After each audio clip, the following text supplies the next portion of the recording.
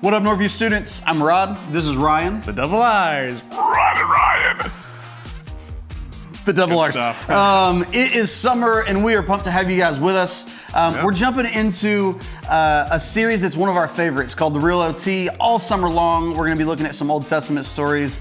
But, you know, while we have you guys, and while you're here, I just want to ask Ryan some questions. I just want to ask him every week. I'm just ask him something and see what he has for us. So, Ryan, first, It's the first week of summer.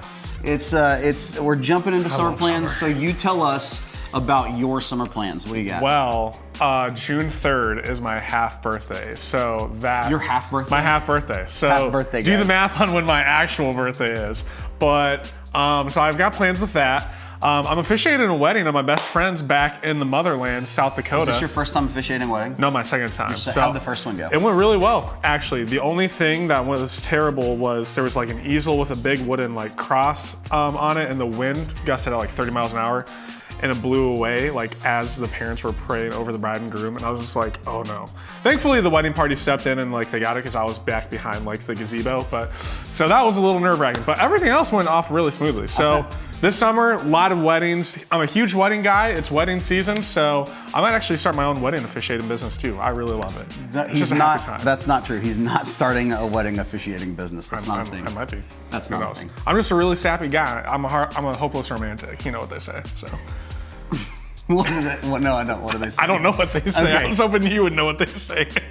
If you know what they say, put it in the comments. Oh yeah, put it in the comments. We'll see if we know what they say. All right. Anyways, so those are my summer plans. All right, we're done with summer plans. Anyways, we are jumping into the Real O.T. And so week one, we're starting with a classic story. One of the stories that everybody hears as a child. It's everywhere. We use it in regular language on a regular basis.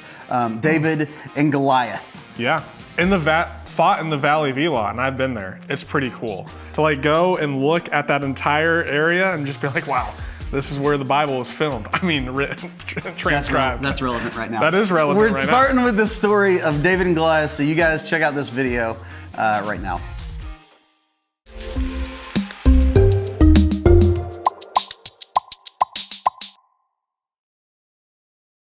Welcome to the Real O.T. We look at stories that come straight from the Old Testament, and today, that's the story of David and Goliath.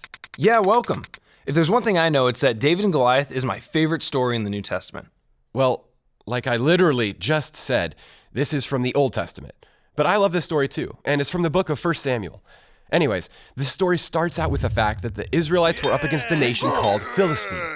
Hello. And the Philistines had one seriously giant man that they used to scare the Israelites. Oh, I bet it was The Rock, Dwayne Johnson, or Thanos. Ooh, I'd be scared if I had to fight Thanos too. I mean, with those big old muscles and that purple skin. Ugh. Well, they were terrified. But this is a real story that took place just a little bit before those guys were ever around. But surprisingly, you aren't all that far off.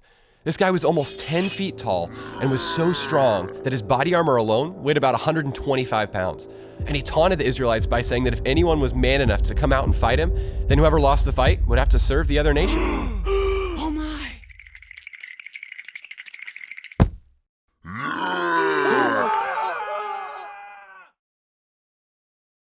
Boo. And sadly, that's where it ends, everyone. Goliath was just too terrifying for anyone to fight. No, what? That's completely wrong, man. Okay, don't embarrass yourself here. Everyone knows Goliath won the day. No, everyone, and I do mean everyone, knows that there was someone who did have the courage to stand up to him. And that guy's name was David, a future king and hero of the Israelites. David was actually completely overlooked because he was the youngest brother in his family. Hi. And he was also a shepherd. David spent 40 days feeding the soldiers that were too scared to actually go and face Goliath. And one of those times, he overheard everyone out there talking about how massive Goliath was. But it turns out that even though he was little, he wasn't scared of Goliath at all. Let's go. So wait a second, let me get this straight. You're saying the littlest guy there was the only one who wasn't afraid? Exactly. And once he convinced the king to let him actually fight, things got pretty crazy. Going up against 125 pounds of armor and even more weapons, David only brought a sling and some stones. He didn't even use his own armor. What? How stupid can this guy get? I mean, this Thanos guy is gonna kill him for sure.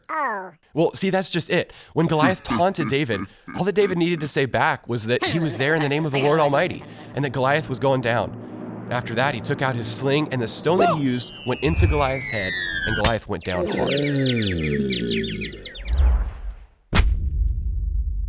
Hold on, so all that armor and strength couldn't stop one little stone? I mean, what was this, an infinity stone? Well, no.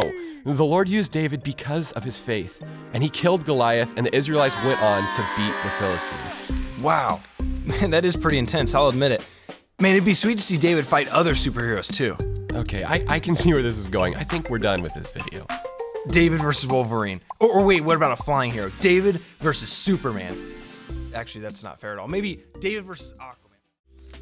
You know, that was just a really short telling of the story of David and Goliath. So we would love it if you would jump into 1 Samuel chapter 17 and get the full picture and really see where David honored God's authority and he took offense to Goliath disrespecting God, and then he took action. So dive in, check it out, and join us back here next week for week 2 of the Real O.T.